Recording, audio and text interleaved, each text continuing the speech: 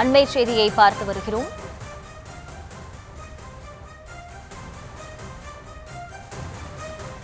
சமீபத்தில் டெல்லியில் நடைபெற்ற அகில இந்திய காங்கிரஸ் கமிட்டியின் 12 மாநில காங்கிரஸ் மாநில தலைவர்களின் முக்கிய நிர்வாகிகள் கூட்டம் நடைபெற்றது. அதில் தமிழகத்தில் திமுக காங்கிரஸ் கூட்டணி தொடர விருப்பம் தெரிவித்ததாக தலைவர் ராகுல் காந்தியும் மல்லிகார்ஜுன கார்கேவும் சம்மதம் தெரிவித்ததாக தகவல் வெளியாகியிருக்கிறது. மேலும் விஜயுடன் கூட்டணி என்ற பேச்சுக்கு அவர்கள் நோ சொல்லி இருப்பதாகவும் தகவலானது கிடைக்கப்பட்டிருக்கிறது. விவரங்களோடு இணைகிறார் செய்தியாளர் சுப்புராமன்.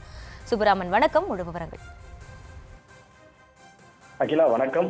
நேற்றைக்கு நடைபெற்ற தனியார் புத்தக வெளியீட்டு விழாவில் தமிழ்நாடு காங்கிரஸ் கமிட்டி தலைவர் செல்வ பிறந்தகை ஒரு பேசியிருக்கக்கூடிய நிலையில் அவர் என்ன பேசியிருக்கிறார் என்றால், இன்னும் சற்று நேரத்தில் டெல்லியிலிருந்து இந்தியா கூட்டணி தொடர்பாக ஒரு முக்கிய அறிவிப்பு வரும் என்று பேசியிருந்தார். அதாவது பிரேக்கிங் நியூஸ் வரும் என்று கூறியிருந்தார். அவருடைய பேச்சின் பின்னணி என்ன என்று எடுத்து பார்த்தால், கடந்த 18ஆம் தேதி எஸ்ஐஆருக்கு எதிராக 12 மாநில காங்கிரஸ் கமிட்டியினுடைய மாநில தலைவர்கள் முக்கிய நிர்வாகிகளுடைய கூட்டம் என்பது டெல்லியில் நடைபெற்றது.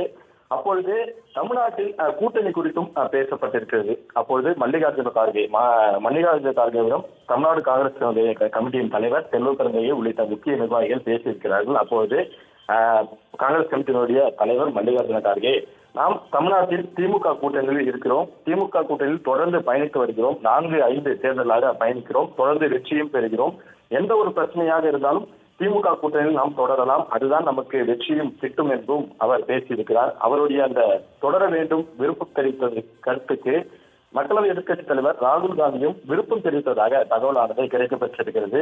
இந்த பேச்சின் அடிப்படையிலே நேற்றைக்கு நடைபெற்ற நிகழ்ச்சியில் கூட தமிழ்நாடு துணை முதலமைச்சர் உதயநிதி ஸ்டாலின் கலந்து கொண்டார். அந்த நிகழ்ச்சியில் தான் தமிழ்நாடு காங்கிரஸ் கமிட்டியுடைய தலைவர் செல்வ பிறந்தகை இன்னும் சற்று நேரத்தில் அறிவிப்பு வரும் என்று கூறியிருந்தார். இந்த அறிவிப்பு என்பது இன்று அல்லது ஓரிரு நாட்களில் டெல்லியிலிருந்து அதிகாரப்பூர்வமாக அறிவிக்கப்படலாம் என்று சொல்லியிருக்கிறது.